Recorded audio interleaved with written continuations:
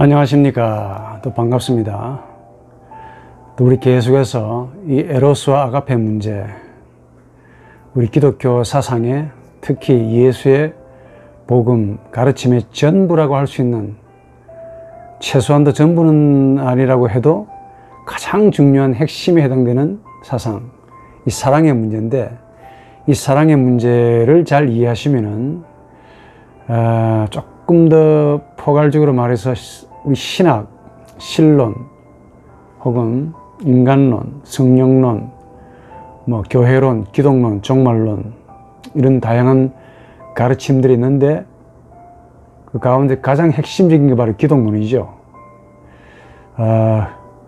그 중심을 알고 있다면은 이걸 중심으로 모든 신학을 나름대로 정리할 수 있고, 또 이런 관점을 여러분들이 잘 숙지했다면은 성경을 보실 때 조금 다르게, 즉 예수의 시각에서, 최소한도 이론적으로나마 예수의 시각에서, 즉 사랑의 시각에서 성경 본문을 본다면, 특히 신약 성경을 본다면은 아마도 여러분들이 지금까지 보아온 성경의 느낌과는 조금 다를 것이다 하는 생각을 합니다. 왜냐, 제가 지금 그렇거든요. 그래서 이런 강좌를 통해서 그만큼 신학이 중요하고, 신학은 어떤 진리를 만들어내는 학문이 아닙니다.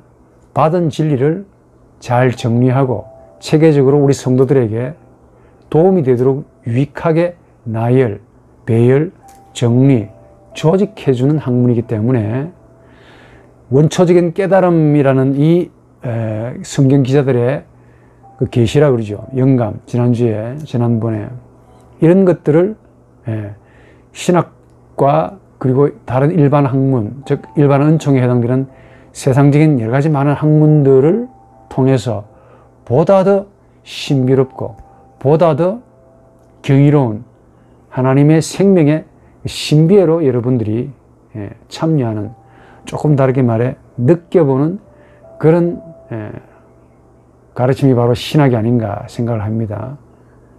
강의하기 전에 신학은 한 번 더 하면 할수록 겸손해져야 됩니다. 내가 알고 있는 것이 얼마나 부족하고 연약하고 하찮은 것인가를 알게 되고, 이런 하나님 앞에서 이런 말을 주절되고 나열되는 이 행위도 결코 어렵지 않다는 사실을 깨닫게 되고, 하나님 앞에 서 있는 내가 얼마나 보잘것없고 죄인인가를 느끼게 되면서, 이런 나를 사랑하시는 하나님의 아가페가 얼마나 형언할 수 없는 신적인 무한한 자신인가를 부분적으로나마 깨닫는 그런 길로 가야 된다 하는 생각을 해봅니다.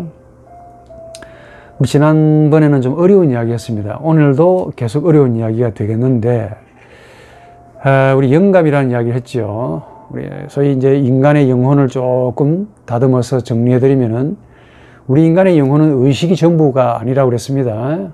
옛날 한물간 이야기야. 적어도 20세기에 와서는, 특히 20세기 초기에 대가들이 엄청나게 많이 나타났습니다.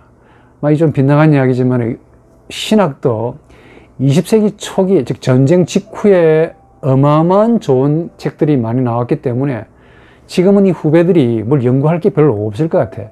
제가 독일에 최근에 저서를 제가 조금 좀 훑어봤는데 별로 건질 게 별로 없어요. 그건 전부 다 과거에 20세기 초 1차, 2차 세계대전 끝나고 난 세계대전을 전후로 신학과 일반 학문과의 이 관계, 특히 심리학, 종교철학, 이런 것들이 엄청나게 좋은 책들이 많이 나옵니다. 그래서 그런지 최근에 나오는 책은 그렇게 실용적이고 좀 프래그매티식한, 프로그매틱한 그런 어떤 실용적인 그런 지식만 좀 담고 있을 뿐이지, 정말 깊이 있는 내용이 별로 없다는 게 제 개인적인 소감인데, 이 전부 다 쟁쟁한 게 20세기 초기에 나왔던 저서들입니다. 참 귀한 책이다. 특히 이제 루돌프 오토 이야기 해줬죠. 그 다음에 칼 구스타프 융 이야기 해줬죠. 그 다음에 이제 페르디난트 에브너, 이런 이제 언어 철학자들, 대가들, 도움으로 신학은 급격하게 발전합니다. 우리 인간의 영혼을 이제 구조를 조금 이제 상세하게 들여다보면은 의식은 절대로 빙산의 일각에 불과하고 의식을 떠받들어주는 심연이 있다 그랬죠. 그 심연을 굳이 이름으로 명명할 수가 없으니까 의식이 아닌 존재 해가지고 무의식 혹은 의식이 아닌 존재 해서 비의식, 의식이 아님 이라고 이제 밖에 설명이 안 돼. 뭐 다른 말이 없으니까 좋은 말 한번 여러분 있으면 한번 고민해 보십시오. 그러니까 무의식이라는 말로 되어 있는데 이 독일 말로도 그 부정어인데 의식이 아니라 그 말이에요. 그럼 뭐냐? 이 설명하기 굉장히 난해한 문제죠. 자, 의식이 우리 인간의 지평 그 맨 위에 있고 수면 이제 위에 떠 있는 하나 빙산의 일각이죠. 그럼 진짜 이 빙산의 일각을 떠받들어주는 즉 수면 아래 감추어진 어마어마한 제 입으로도 어마어마한 즉 우주 천공에 해당되는 광대무변 절대무변 어마어마한 심연이 있는데 이게 이제 무의식이라고 불러요. 비의식 아니면 의식이 아님의 차원 명칭이 안 되니까. 근데 그 무의식 가운데서도 이제 프로이트 같은 경우는 이제 개인 무의식을 이제 발견했죠. 그것만 해도 대단한 겁니다. 그런데 이제 칼 구스타프 융의 경우는 개인 무의식을 넘어서서 또 다른 어떤 지평, 보물창고가 있다 하는 사실을 발견했고 거기에 보니까 태고적의 온 인류, 즉 지금까지 온 인류가 경험하고 체험했던 모든 지식과 정보들을 다 담고 있고 앞으로 장차 올 우리 인류에 대한 모든 미래조차도 그 집단 무의식이라는 그 시민 안에 지식이 깔아앉아 있더라 이겁니다. 이걸 발굴해내는 것이 우리 신학의 임무인 것 같고 아주 흥미롭게도 마태복음 13장에 천국에 대한 하나님 나라에 대한 비유가 7개 나오는데 전부 다 밭에 감추인 보물 그리고 누룩이 조그마한 누룩이 온 밀가루를 그리고 그물의 비유라든지 이런 비유들이 한결같이 숨어있는 뭔가를 지금 암시하고 있는 듯한 말입니다. 바울의 가르침도 보면은 속사람 나오고 그 사람 나오죠. 옛사람 나오고 새사람 나오죠. 똑같은 사람인데 또 베드로 전서에 보면은 너희가 속사람을 내면에 있는 속사람을 장식하라 하는 말씀도 있습니다. 참 신비한 이런 걸 전제로 하지 않으면 해석하기가 너무너무 어려울 거라는 생각을 해봅니다. 자, 우리 각설하고 융은 이제 이 인간의 영혼이 의식이 전부가 아니고 의식은 정말 아무것도 아니고 아무것도 아니라는 말은 또 아무것도 아니라 진짜 아무것도 아니라는 말이 아니고 의식을 떠받들어주는 힘이 무의식인데 그 무의식 가운데 개인적인 차원의 무의식도 있고 컴플렉스로 이루어져 있습니다. 또 두 번째는 이 개인 무의식을 넘어서서 모든 보편적인 모든 사람들이 집단적으로 가지고 있는 그 무의식의 시민이 있는데 이게 이제 중요하다 그랬죠. 여기 조금 디테일한 이야기를 해드리면 융에 의하면 우리 영혼은 솔직히 말해 원래부터 의식이라는 그런 게 생겨나지 않았답니다. 원래 충동으로 구성되어 있대요. 먹는 욕구, 성의 욕구 이런 그 기본적인 충동들 있잖아요. 큰 충동, 작은 충동이 있는데 충동들끼리 마치 별이 별들끼리 서로 딱 붙었다가 작은 별은 깨져버리고 날아가 버리고 큰 별만 살아남잖아요. 이런 것과 유사하게 충동들이 둥둥둥 다니다가 작은 충동은 억압해버리고 큰 충동만 이렇게. 그럼 충동이 억압을 받으면은 본인이 하고 싶은 욕구인데 일종의 충동은 욕구인데 이게 억압을 받거나 좀 어려운 말로 강박을 받으면은 이게 정신적으로 변형이 된다는 거예요. 여기서 조금 이제 우리하고 조금 다른 면이 있는데 원래 이 융에 의하면은 인간의 영혼은 충동으로 되어 있대요. 그런데 이 충동이 어떤 외부의 압력이나 외부의 어떤 정할 수 없는 어떤 무언가를 받으면은 이게 사라지거나 삭제되거나 제거되는 것이 아니라 변형을 일으키는데 그 변형된 상태, 변형된 어떤 무엇을 가리켜서 이걸 정신적이다 라고 이제 규정합니다. 그러니까 정신적이란 융에 의하면은 강박된 충동이 강박되면 안 되는데 강박됐어요. 어떤 이유에든 간에 강박된 충동이 원래의 의미를 따르지 않고 다른 형태로 변질된 것을 가리킵니다. 정신은 어떤 충동의 변형이다 라고 보는 거죠. 그 정신적으로 변한 충동은 이제 시간이 지나면서 응고가 되겠죠. 나무처럼 응고가 되는데 그 응고된 형태의 정신을 가리켜서 우리 의지라고 부릅니다. 그러니까 의지는 강박된 충동의 응고된 형태이죠. 말하자면은 우리 인간의 정신은 뭐냐? 융에 의하면은 충동의 변형인 셈이 되는 거죠. 그런데 이 말은 우리 인간의 나가 그래도 조심할 것은 우리 인간의 나가 어떤 원래부터 정신적인 존재거나 혹은 원래부터 물질적인 존재라는 말이 아니라는 말입니다. 원래 충동이라는 겁니다. 이게 이 무의식이라는 그 심연의 그 충동으로 가득 차 있는 어떤 그 참 말하기 어렵네. 이 차원에서 어떤 무엇에 의해서 강박을 받아요. 억압을 받아. 압박을 받아요. 그러면 이게 변형이 일어나요. 변형이 일어나면서 볼록하고 뭔가가 마치 풍선, 여러분 기억하십니까? 풍선을 이렇게 누군가 압력을 가하면은 원래 풍선이 동그란데 외부에서 압력을 손으로 억지로 가하면 어때요? 풍선 한 구석이, 약한 구석이 볼록 나오잖아요. 그걸 충동의 변형이라고 그러고 이걸 다르게 학문적으로 말하면 그걸 정신적이다 라고 부릅니다. 나는 이런 정신적인 충동에 의해서 생겨난 산물로 간주합니다. 적어도 제가 이해한 바로는, 그러니까 인간의 나가 뭐냐, 심리학자들의 의견은 이렇습니다. 인간의 나란 결국 이 무의식의 충동, 이 정신적으로 압박, 변형이 되어서 압박을 받고 변형이 되어서 억압이 되어서 하나의 응고된 형태의 충동이 된 거죠. 자, 그럼 여기서 질문이 생깁니다. 이게 이제 융이나 심리학자들이 이제 발견한 중요한 사실인데, 그거는 그분들의 이야기라 치고, 그럼 좋다 이게야. 왜 왜 충동이 갑자기 누군가로부터 억압을 받았나 그 말이야. 안 신기하십니까? 처음부터 억압하는 자가 있었다는 이야기죠. 제가 책을 읽으면서 늘 궁금한 게 바로 그 점이야. 현상을 가지고 이제 리얼리티를 설명하는 것까지는 좋은데 딱 이 부분에 가서 왜 누군가로부터 강박을 받았다라는 말인데, 이 강박하는 주체가 누구냐 이게, 뭐냐 이게 궁금하죠. 한 번 더 이야기를 정리하면은 우리 인간의 영혼은 충동이라는, 원래 의식과 무의식이 따로 구분되어 있지 않았습니다. 태고적에. 그런데 누군가로부터 혹은 무엇으로부터 이 충동이, 살려고 하는 충동, 이런 충동이 억압을 받습니다. 강박을 받습니다. 그러면 약한 부분에서 볼록하고 이렇게 풍선처럼 튀어나오겠죠.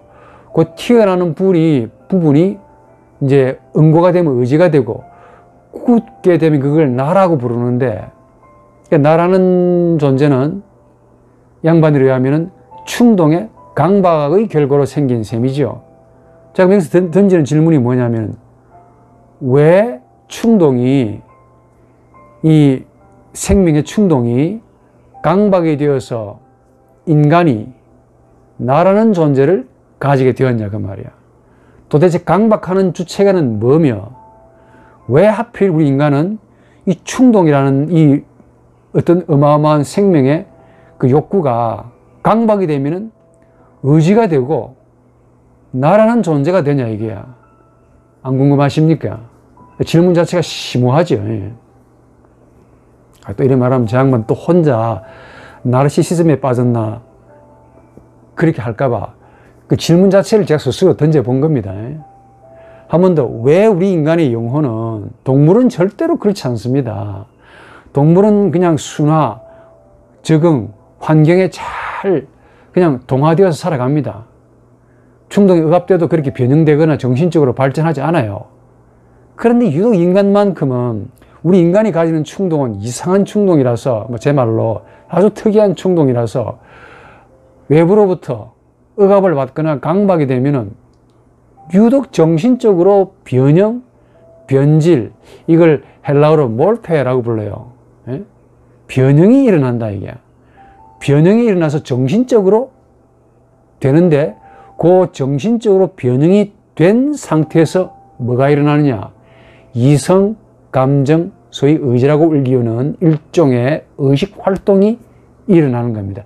생각하고, 상상하고, 추상하고, 개념하고, 정리하고, 조직하는 이런 소위 일반적인 학문에 해당되는, 학문의 활동에 해당되는 이런 정신적인 작업을 하게 된다는 겁니다. 그러니까 이 융에 의하면은 원래 우리 인간은 충동으로 되어 있는데 외부의 압박을 받아가지고 누군가로부터 압박을 받아서 이게 정신적으로 변형이 되어가지고 그래서 생각하는 나가 되었다든지 뭐 추상하는 사변적인 혹은 뭐 꿈꾸는 뭐 이런 다양한 정신적인 존재가 되었다라고 이제 이야기를 합니다. 그런데 요거는 이제 내가 심리학자의 견해인데 이걸 비판하기를 내가 원치 않습니다. 어쨌든 이분도 수십 년간의 단연간 정신병자를 임상실험을 통해서 발견한 굉장한 업적입니다. 그런데 저는 신학자로서 에버너나 이런 심리학자, 영적인 심리학자들의 의견을 받아들여 가지고 성경을, 신앙 고백을, 교리를 딱 들여다보면 교리가 놀라우리만큼 일치한다는 사실을 깨닫게 됩니다. 특히 여러분 창세기 2장 3장 쉽게 말해서 쉽게 말할 수 있는 장이 아닌데 우리는 너무 쉽게 말해. 한마디로 제 표현으로 용서하시기 바랍니다. 귀똥찬 말씀이야. 창세기 2장 3장에 보면은 인간의 창조가 나오고 타락에 대한 이야기가 나와요. 인간의 창조가 나오고 타락에 대한 기사를 참 적나라하게 마치 동화책처럼 그렇게 기록을 해놓고 있는데 절대로 동화, 신화 아닙니다. 일종의 미토스예요, 미토스. 미토스를 신화라고 해석하는 사람은 좀 그릇된 사람이고 신비입니다, 신비. 이런 신비를 인간의 의식된 언어로 가져올 수 없으니까 마치 그림으로 그려놓은 듯한 느낌인데 그 그림이 마치 현대인이 볼 때는 믿을 수 없는 얄궂은 신화, 신비, 신화로 들린다 이게. 신화가 아닙니다. 그 가운데 창조된, 하나님으로부터 창조된 사람인 아담이죠. 아담이 하나님에게 혹은 하나님을 향하여 하나님으로부터 말을 듣고 동시에 하나님에게 말을 하는 장면이 나옵니다. 특히 타락 이후 3장 이후에 가서 최초로 원시적인 아담, 어떤 분은 이걸 호모사피엔스라고 규정하는 분도 있던데 그건 그분의 생각이고 이분이 아담이 호모사피엔스인지 뭘 가지고 증명합니까? 상상이죠. 어쨌든 이 최초의 사람, 창조된 인간인 아담이 사람인데 이 사람이 하나님에게 말을 합니다. 언제 말을 하느냐? 그것도 특이하게 흥미롭게도 모세가 어떤 자료를 가지고 이걸 기록했는지는 정말 우리가 미스테리입니다. 알고 했는지 그 당시에 많은 자료가 있어가지고 참고했는지 이게 솔직히 모릅니다. 그런데 너무 놀라운 이야기야. 현대 학문의 이론으로 도움을 받아보면은 이게 그래서 기똥차다 그러잖아요. 아담이 하나님에게 최초로 말을 하는데 언제 말하느냐? 그것도 창조받고 난 다음에 말하는 게 아닙니다. 부패하고 난 다음에, 불순종하고 난 다음에 하나님에게 말을 하기 시작해요. 변명이죠, 일종의. 우리 식으로 변명이 아닌데 변명이라 합시다. 하나님이 아담에게 너 어디 있느냐? 나무 뒤에 숨어있는 아담에게 아담아 어디 있느냐라고 물은 게 아니고 나무 뒤에 숨어있는 아담에게 너 어디에 있느냐라고 물었어요.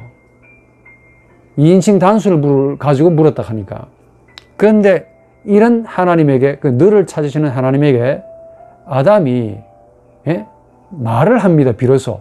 나는 창세기 창조, 즉 부패하기 전까지는 아담이 하나님에게 말을 했다는 기록이 전혀 없어요. 말을 못하는 벙어리냐? 아닙니다. 하와를 향해서 뭐라고 말합니까? 내 살 중에 살, 뼈 중에 뼈다. 와, 놀랍네. 예? 그 사실은 우리 조금 더 성욕이 일어나서 어떤 합일의 마음을 가지고 있다 하는 것을 이미 전제하고 있죠. 말을 할 줄 압니다. 그리고 하나님이 아담을 데려가서 이름 지어보라. 이름을 갖다 붙인 거죠. 여러분 중요한 것은 여기 이름을 갖다 붙였다 할 때 이름을 지금 현대인이 이름을 붙이는 그런 형태가 아닙니다. 다스리고 지배했다라는 말이 맞습니다. 아담이 무슨 힘이 있겠습니까? 그러나 그 뒤에 하나님이 계시기 때문에, 창조주 하나님이 계시기 때문에 모든 동식물이 지배를 받는 거죠. 아담에게 전부 순복하고 하나님의 제2의 하나님이 된 거죠. 다스리고 지배했다라고 보는데, 불순종 딱 하고 난 다음, 그 전까지는 아담이 하나님에게 말을 한 적이 없어요. 그런데 불순종 딱 하고 난 다음에 창세기 3장 9절에 너 어디 있니? 라고 물었을 때 아담이 3장 10절에 예, 제가 동산에서 주님의 소리를 듣고 두려워서 숨었습니다. 라고 응답합니다. 그 두려워했대요. 주님의 소리를 듣고 주님의 소리가 두려움으로 다가온 거예요. 창세기 2장 3장은 굉장히 이게 난해한 부분입니다. 저는 웬만하면 설교 안 해요. 이거 가지고.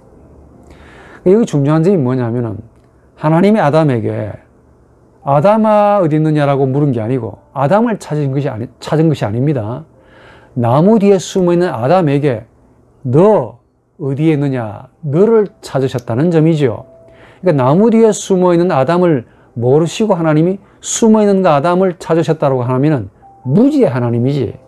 하나님과 아담이 지금 숨바꼭질합니까? 꼭꼭 숨으라, 머리카락 보인다 이겁니까? 지금 무슨 그렇게 되면 동화가 되죠. 그런데 이게 하나하나 떠르다 보면은 정말 아주 상징적인, 그야말로 묵시록적인, 조금 더 리얼하게 하면 창조 근원적인 신비를 담고 있는 메시지더라 그 말이죠. 아담에게, 그래서 나무 뒤에 숨어있는 아담에게 너 딱 묻습니다. 너 어디 있느냐 이게. 이 너라는 존재 아담에게서 찾으신 겁니다. 왜 하필 하나님이 너를 아담에게서 찾으셨을까? 라는 게 이제 질문입니다. 자, 그러면은 하나님이 찾으셨다. 너 어디 있니? 라는 그 말은 하나님이 지금 뭐 심심풀이로 시간이 남아 돌아가서 그것도 창조주 하나님이신데 여건이 뭐 여유가 많아가지고 아담에게 불러가지고 너 어디 있니? 이렇게 했겠습니까? 분위기상. 이거는 하나님이 아담에게 너를 찾으신 것은 아담이 본질적으로 너를 잃어버렸다는 사실을 전제를 하고 있지요. 제 말 잘 들으시기 바랍니다. 자세한 사항은 또 제 사람으로 인간하게는 책이 있는데 혹시 여러분 궁금하시고 조금 더 세부적으로 책을 통해서 알고 싶으면 사람으로 인간하게라는 책이 있습니다. 그것도 정보판이 나와 있습니다. 여러분이 원하시면 내가 싸게 실수 구할 수 있습니다. 하나님이 아담에게 너 어디 있느냐라고 질문하셨을 때 그 질문은 아담을 찾으셨다면 괜찮은데 아담에게 너 어디 있느냐 너를 물으셨거든요. 그 말은 어때요?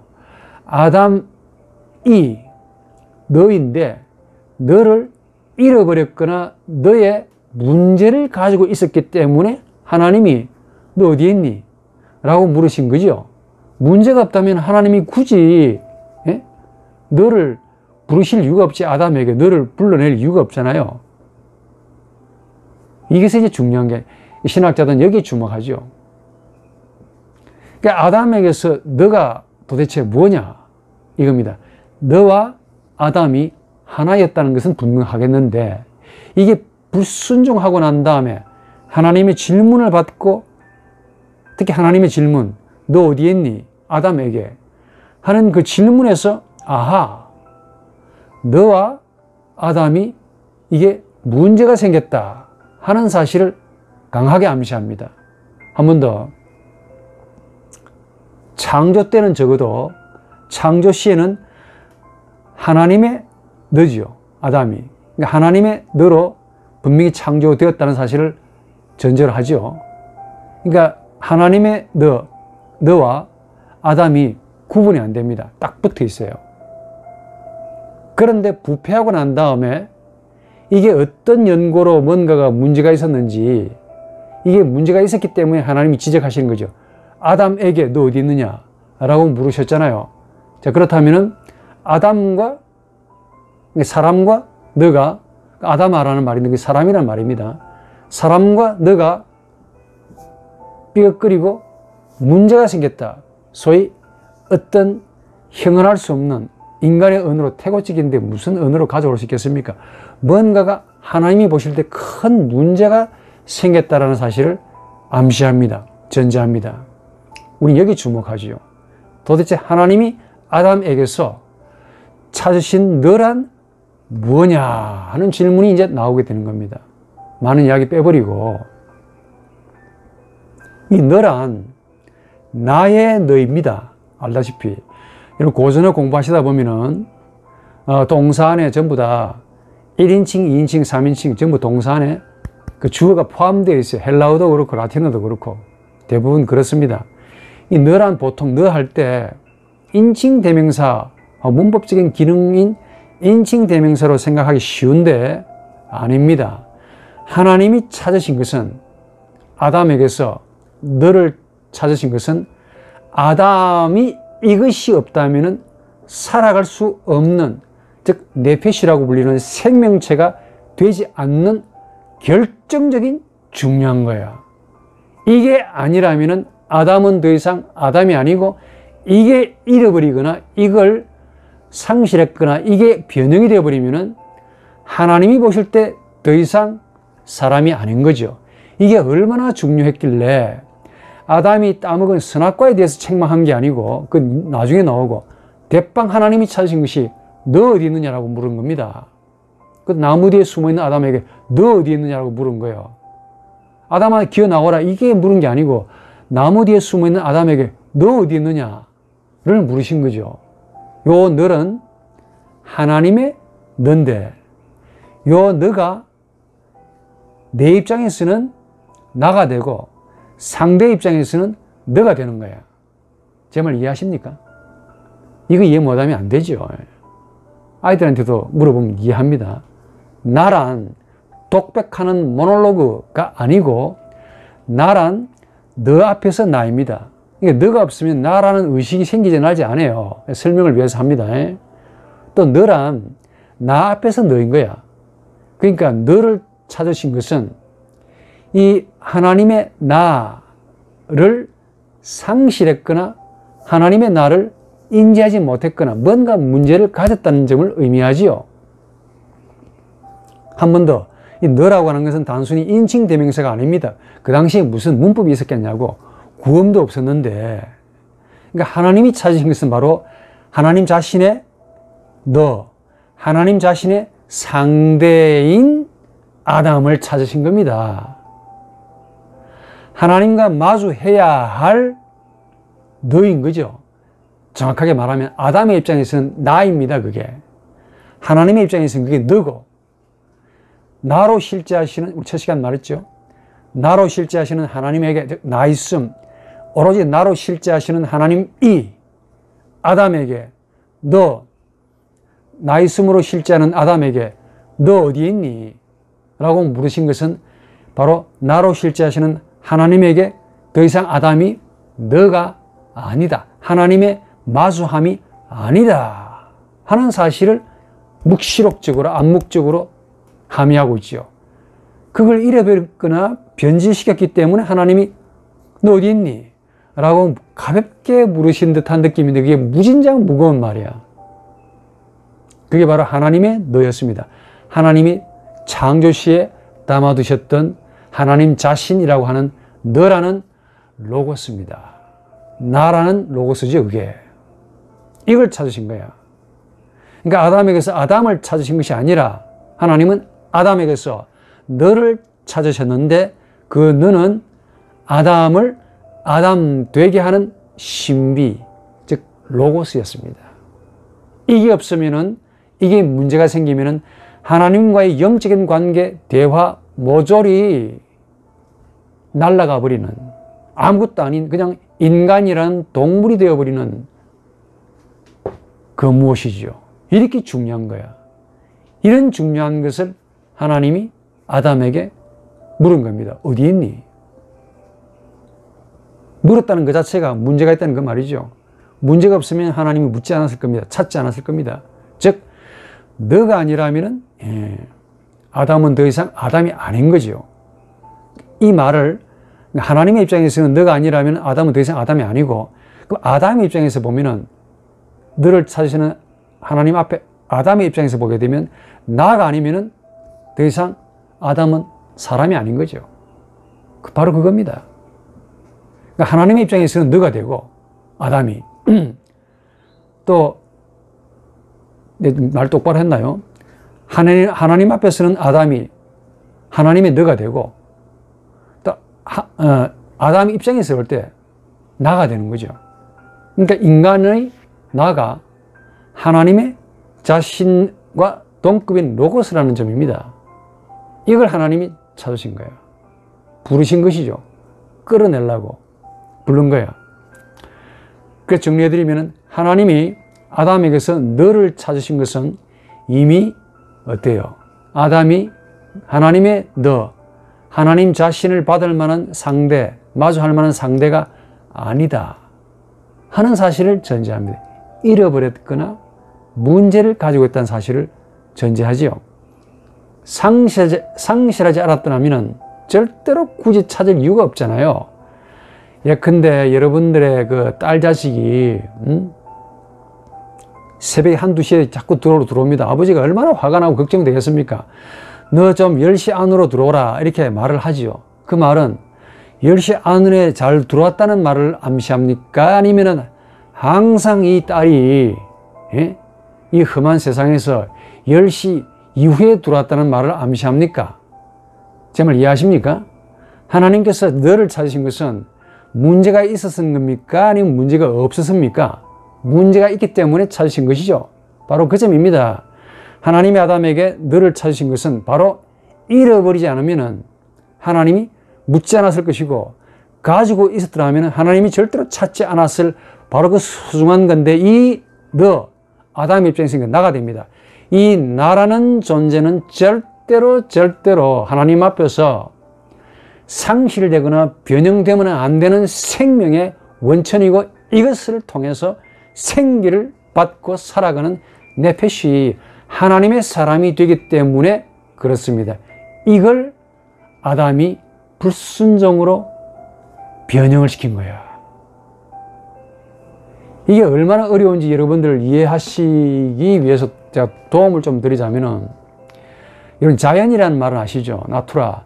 자연이라는 말은 뭐 산, 바다, 공기 이걸 또 말하는 것만이 아니고 우리 인간의 내면을 들여다보면 본성과 똑같아요. 본성. 우리의 본성. 자, 팔을 놓고 봅시다. 팔을 여러분 안쪽으로 굽히는 게 자연스럽습니까? 아니면 팔을 바깥으로 꺾는 게 자연스럽습니까? 팔을 밖으로 꺾는 게 훨씬 자연스러운데요. 그런 말 하시면은 지금 대드는 거야. 어때요? 두말하지 않고 100% 팔을 안으로 굽는 것이 훨씬 더 자연스럽죠. 팔을 안으로 굽는 것이 참 자연스러운데 팔을 바깥으로 꺾는 것, 이거는 부자연스럽잖아요. 그만큼 자연이 순리대로 되어 있고 순리대로 살아가는 것이 굉장히 좋다는 거죠. 무리가 전혀 없어. 그런데 순리대로 안 살고 영리대로, 순리를 거슬러서 영리대로 살아가게 되면 무진장 고통스럽습니다. 하나님이 고통스러운 게 아니고 그 본인이 고통스럽고, 고통하는 인간을 보는 하나님이 또한 고통스럽죠. 그러니까 하나님이 보실 때 참 어리석고 무지한 거죠. 그냥 자연스럽게 살아가면 될 텐데, 제가 이 말을 왜 드리느냐. 아담이 하나님의 나로 혹은 하나님의 상대, 하나님의 너로 살아가는 것은 순리입니다. 자연입니다. 그렇게 창조되었기 때문에 그렇게 살아가면 되는 거야. 그런데 이 아담이 영리를 취합니다. 아담이 자유의지로 이런 순리를 거역하고 사탄의 말을 신의 말로, 창조주의 말로 들었다는 거 아닙니까? 이걸 영리라 그러는데, 이 영리를 취하는 것이 얼마나 어려우냐. 제 말로 팔을 안쪽으로 꺾는 이 순리를 거역하고 팔을 굳이 꺾어가지고 자기 의지로 꺾어가지고 꺾는 영리를 취하는 것과 동일할 만큼 어려운 작업을 한 거야. 누가? 아담이. 불순종이라는 게, 아담의 불순종이라는 게 얼마나 힘드냐 하면은 하나님의 상대로 살아가도록 하나님이 지으셨는데 이걸 거역한 거야. 피조물의 말을 창조주의 말로 들은 거야. 그게 얼마나 힘드냐면 그 자유의지 문제인데, 여러분 자유의지의 문제는 제가 다음 기회에 동영상에도 뜨고 있습니다만은 다음에 이야기하기로 하고, 그만큼 하기 힘든 본인의 선택으로 말 그대로 순수한 자유의지로, 신과 똑같은 자유의지로 하나님을 택하지 않고 사탄을 택했다 이 말이야. 이게 얼마나 영리입니까? 이거 굉장히 하기 힘든 이야기야. 그만큼 하나님은 우리 인간을 완벽하게 자신과 동급으로 창조하신 거예요. 그런데 하나님이, 인간이, 즉 사람이 하나님의 말을 거역하고 팔을 부셔가지고 꺾을 만큼의 강한 자유의지를 신처럼, 하나님처럼 가지고 있었다는 거죠. 그 자유의지를 자기를 위해서, 사탄의 말을 듣고 피조물의 말을 듣고 창조주 말을 안 들은 거야. 그로 인해서 하나님의 상대인 너가 문제가 생깁니다. 다시 이야기는 이쪽으로 돌아와서 이 잃어버린 아담에게서 중요한 것은 난데 그게 하나님에게는 너가 됩니다. 이게 반드시 있어야 됩니다. 그래야 하나님은 이 로고스라는 아담, 이걸 통해서 하나님의 생기를 순간순간마다 불어넣고 이 모든 천지자연을 다스리고 지배하고 또 생육하고 번성할 수 있는, 하나님의 뜻을 성취할 수 있는 능력자가 되는 거야. 그런데 이 아담이 이걸 사탄의 말을 들음으로 영리를 취하게 됩니다. 꺾어버리는 거야. 하나님을 부정하는 거죠.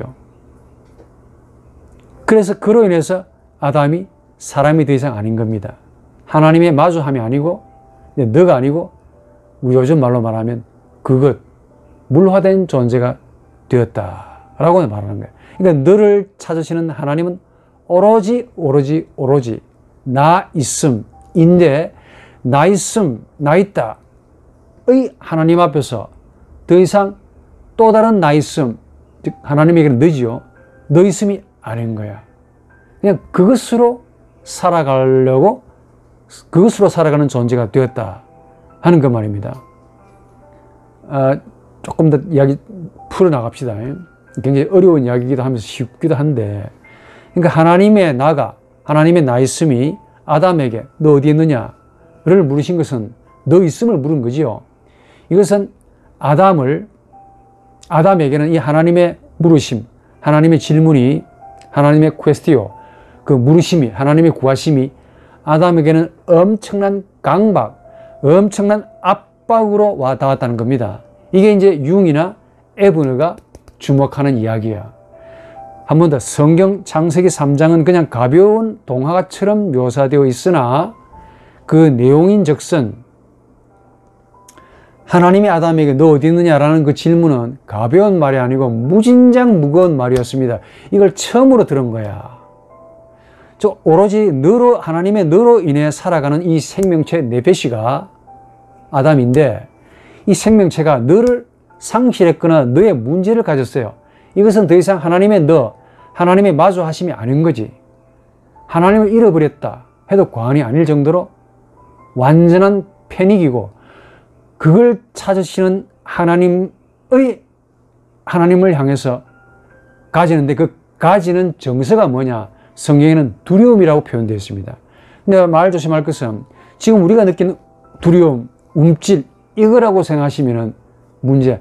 그래서 우리 인간의 이 발명된 언어로 태고직의 신비를 밝힌다는 것이 이게 자칫하면 죄를 짓는 거라고 제가 말을 했죠. 두려움이라는 말밖에 없으니까 두려움이라는 말을 하는데, 이 원시적인 두려움이야. 이 태고적인 두려움이라고, 이게 언어로 표현할 수 없는, 아담이 최초로 하나님으로부터 들었던 너 어디 있느냐, 너를 찾으시는 그 하나님의 음성이 아담에게는 견딜 수 없는, 받아낼 수 없는 무거운, 어마어마한 무거운 말씀으로 강박이 되는 거야. 이게 아담의 영혼을, 즉 충동을 강박시킨 겁니다. 강박을 받고 보니까 이 아담이 살기 위해서, 이 충동이 생명의 충동이 살기 위해서 약한 부분인 이 부분을 삐죽하고 이렇게 응고를 시킵니다. 그 응고된 정신적인 존재를 나라 그러고 의지라 그러고 이걸 나의식이라고 부른다 이게야. 그러니까 아담은 하나님께 불순종함으로 최초로 나의식이 된 겁니다. 조금 리얼하게 말하면은 창조 시에는 아담이 하나님의 나로 혹은 하나님의 너로 창조되었는데 불순종하고 난 다음부터는 자의식, 즉 하나님을 의식하는 존재, 하나님의 나 있음을 의식하는 존재인 자의식이 된 거야. 여러분 이 정도 이야기만 들어도 와, 이 수강료 엄청나게 많이 받아야 되는데 뭐 또 제 자랑하는 건 아니고 어렵게 공부해서 너무 쉽게 설명해 준다는 저 혀에 스스로 놀라서 하는 말입니다. 또 기분 나쁘게 저분 또 자랑하네 그렇게 마음 또 토라지면 안 됩니다. 한 번 더 설명해 드리면은 융의 이론을 따라서 우리 인간은 뭔가로 충동, 생명의 충동, 네페시로 창조되었어요. 생명체로. 그런데 이 생명체가 어떻게 된 영판인지 죄를 지어서 창세기에 보니까 불순종했다 이게야. 융은 그 불순종이라는 말 잘 안 쓰는데 그냥 외부의 압력을 받았다라고 말하는데 그 외부의 압력을 창세기와 연관지어 보면은 불순종한 거야. 지 스스로 자유의지를 가지고 하나님의 말씀을 듣지 않은 겁니다. 그 강박을 이제 받은 거죠. 너 어디 있느냐? 라고 하나님이 찾으신 건데 그 하나님의 말씀이 아담에게는 견딜 수 없는, 받아낼 수 없는, 정말 이게 다 담을 수 없는 무거운 말이었습니다. 그러다 보니까 이 무거운 말을 받아낼 수 없으니까 받을 만큼 받고 나머지는 어디 합니까? 영혼의 밑으로 다시 이렇게 밀어 넣는다 그랬죠. 지난번에 밀어 넣는다 그랬죠. 밀어 넣음으로 인해서 남아있는 부분은 의식이 되고 밀어 넣음을 받은 그 영혼의 그 모든 이야기가 고스란히 어디에 담겨 있느냐. 소위 무의식이라는 지평이 생겨났다라고 해야 되는 겁니다. 그러니까 부패하고 난 다음에 비로소 인간의 영혼이 의식과 무의식으로 두 개의 지평으로 나누어지게 된 겁니다. 구분되는 거예요.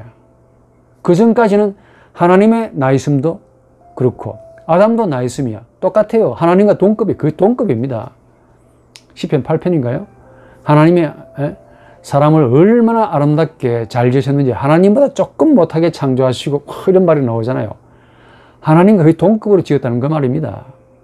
하나님과 나란히 할 수 있는 존재. 사탄은 꿈도 못 꿔. 그 발꿈치도 못 갑니다. 근데 아담만이 하나님과 나란히 면대면을 한다는 거 아닙니까? 하나님은 눈으로 보고 하나님을 만지고 하나님과 악수하고 여러분 이게 대단한 거죠. 작은 겁니까? 그런데 있을 때는 모르는 거야. 하나님을 잃어버리고 난 다음에 땅을 치고 통곡하는데 그때부터 우리 인류의 역사가 시작된다라고 루터주의 신학자인 베르나 엘러트라는 양반이 말하면서 세계사 인류의 역사는 잃어버린 하나님의 형상을 다시 찾는 역사다라고 재미있는 말로 저한테 아이디어를 줍니다. 딱 맞는 말이지. 있을 때는 모릅니다. 그런데 잃어버리고 난 다음에 태양이 있을 때는 정말 빛의 감사함을 무거움을 모르는데 어둠이 딱 오게 되면 두렵지요. 그때부터 빛을 만드는 인위적으로 만드는 작업을 하고 있네요. 똑같아. 그만큼 아담이 잘 만들어진 존재입니다. 하나님과 똑같은 자유의지를 가지고 있고 선악을 지 스스로 분별하는 능력을 가지고 대단한 존재입니다. 그런데 딱 하나 나인 존재인 하나님에서 나인 존재로 창조된 이 아담이 나를 곡해시킨 거야. 하나님 보실 땐 더 이상 나가 아닌 거죠. 그래서 하나님이 너 어디 있니? 나의 너가 어디 있니? 라고 물으셨는데 아담은 이걸 잃어버렸거나 이걸 변질시켜 가지고 하나님으로부터 그 말을 들을 때 죄책감 비슷한 걸 느끼겠죠. 잃어버려서는 안 되는 무엇을 잃어버렸기 때문에 그 두려움, 그 원초적인 두려움이라 그럽니다. 퇴고적인 두려움이라 그럽니다. 지금 우리가 느끼는 두려움에 10에 한 30 곱하기 5성쯤 될 겁니다. 원초적인 두려움이야. 태고적인 두려움입니다. 이 두려움을 아이가, 신생아이가 태어날 때 울음의 형태로 가지고 있다는 거 아닙니까? 에브라임의 말에 의하면 그 하나님께 들은 말이래요. 이야기 좀 조금 비약했는데 조금 더 설명해 봅시다. 하나님이 너 어디 있느냐라는 이 말씀이 아담에게는 도무지 견뎌낼 수 없는, 받아낼 만한 그런 말씀이 아니었습니다.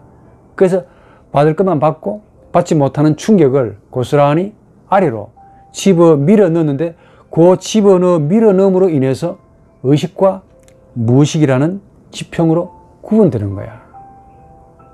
그러니까 부패하고 난 다음에 인간은 비로소 영혼이 의식과 무의식으로 구분되는 이제 영혼이 된 겁니다.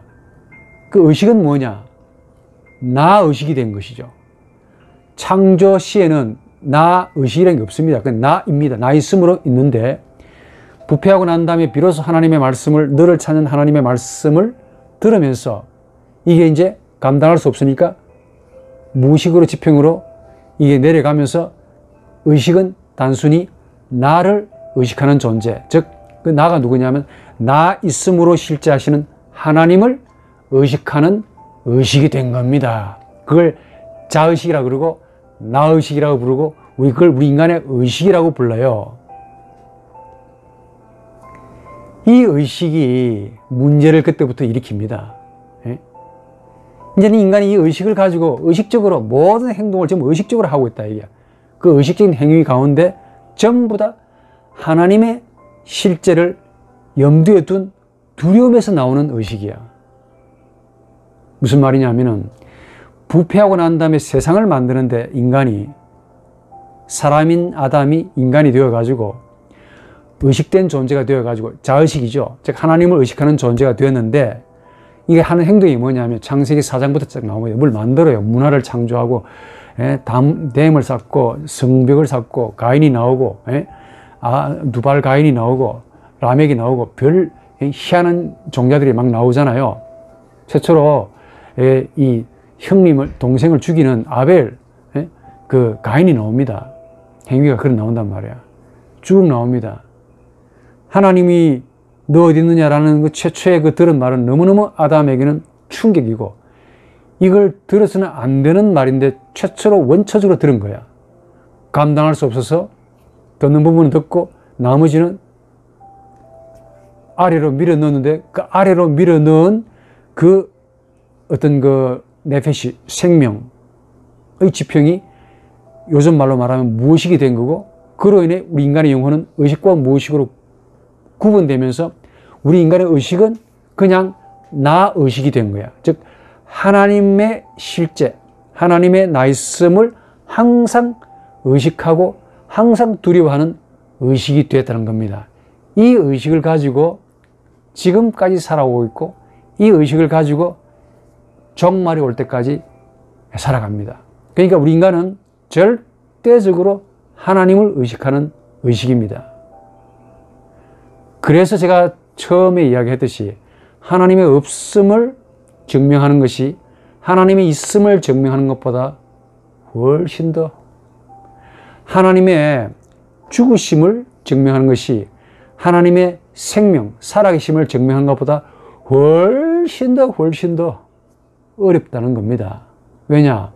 우리 인간의 자의식, 의식 자체가 하나님을 의식하는 존재야. 여러분이 인정하고 싶지 않거나, 불신자들은 난데 뭐, 응? 나는 난데,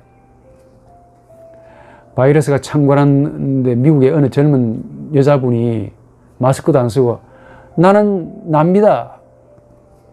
나는 바이러스가 겁나지 않아요. 지금 그분이 살아있는가 모르겠는데, 인간이 이런 자충족한 존재가 된 거야.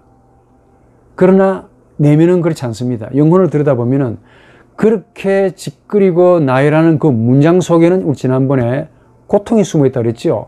고통의 본질이 뭐겠습니까? 너 어디 있느냐라는 그 하나님의 물으심에 대한 강력한 충격, 두려움이 원초적으로 고통으로 우리 영혼 내면에 깔려 있습니다. 그래서 우리 인간의 모국어, 외국어, 모든 말은 그 말 내면 속에는 고통이 담겨 있다 이게야. 그 고통이 원천은 어디에서 나온 겁니까?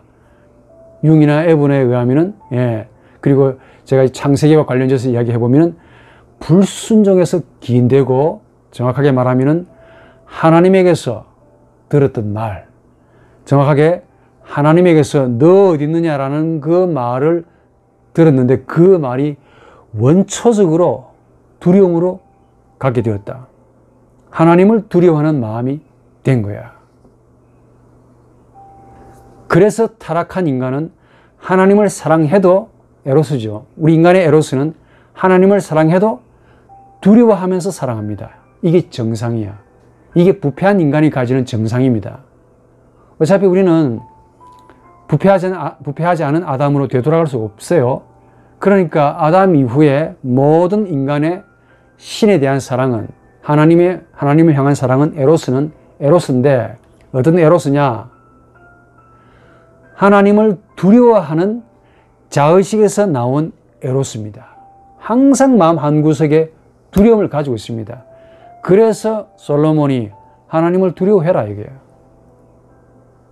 마음으로 사랑하라 하는 말과 똑같은 말입니다. 너 마음으로 사랑하라. 왜냐하면 그 마음 밑바닥에는 하나님을 두려워하는 마음에서 나온 사랑이기 때문에 그래요. 원래 인간은 하나님을 두려워하는 존재로 창조함 받지 않았습니다. 그러나 부패하고 난 다음부터는 두려워하면서 하나님을 사랑하는 거야. 하나님 없이는 살아갈 수 없기 때문에. 하나님의 로고스가 아니면 도무지 인간의 로고스로는 살아갈 수 없어요. 우리 인간이 얼마나 약한 존재인지 아시겠죠?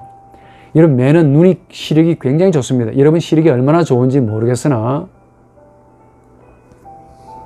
수백 메다 하늘에서 토끼가 보입니까?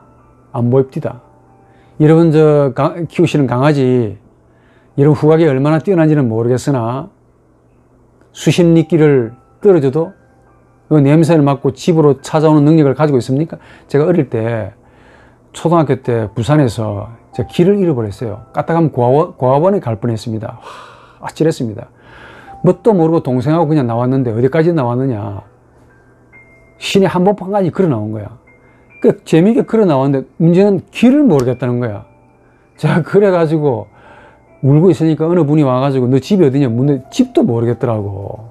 조그만 기억이 너무 생생해요. 그래가지고 이분이 집을 찾아준다고 막 묻고 난리를 쳤는데 우리 한국말로 시급했습니다. 아니, 나갈 때는 재미있게 나갔는데 들어오는 길을 모르는 거야. 동생도 나만 바라보고 있죠. 나는 형님이 돼가지고 이거 지금 이게 어디냐 이게 생전 처음 보는 길이야. 너무 재미가 있어가지고 계속 앞만 보고 온 거죠. 그런데 돌아가야 될 텐데 하고 돌아가야 될 텐데 길을 모르겠더라고. 아주 조그만할 때. 그래야 간신히 하나님의 은혜로 집에 왔더니 어머니하고 아버지는 저를 한심한 듯이 쳐다보고 있고 어머니는 펄쩍펄쩍 뛰면서 울고 저를 안아주면서 너 어떻게 찾아왔냐 이게. 그런 에피소드도 있습니다. 아담 기분 좋게 간 거죠. 갔습니다. 문제는 지가 간 길을 돌아오지를 못한다는 거지. 이와 유사한 것이 아닐까. 무슨 말이냐? 우리 인간의 에로스는 본질적으로 신을 사랑하는 에로스가 아닙니다. 하나님을 두려워하면서 내가 살고 싶어서 하나님에게 사랑하는 에로스죠. 이 에로스가 하나님에게 소중한 것을 발견하고 정작 나에게는 없기 때문에 이런 하나님을 손을 뻗쳐가지고 마치 선악과를 따먹듯이 손을 뻗쳐가지고 소유하고 점유하려는 사랑의 형태로 변질이 된 겁니다. 창조 시에는 참 하나님과 동급으로 잘 지어졌지만은 인간의 이 자유의지로 완벽하게 하나님과 등을 돌림으로 이제는 하나님이 찾으시는 하나님의 모든 말씀이 두려움으로 다가오는 그런 그 태고적 받았던 그 두려움이 얼마나 컸길래 이걸 밀어넣어서 무의식의 심연으로 만들면서까지 인간의 의식은 나의식이 되었고 자의식으로 살아가게 되었습니다. 인간의 자의식은 인정하든 부정하든 하나님의 나 있음, 나 있다를 의식하는 의식인데, 인간이 모든 창조는 전부 다 하나님을 두려워하면서 하나님을 의식하면서 만든 창조 행위입니다. 세상의 창조는, 우리 인간이 세상을 만들었죠. 만들면서 하나님을 두려워하고 만들면서 하나님을 그리워하는 그런 작품이에요.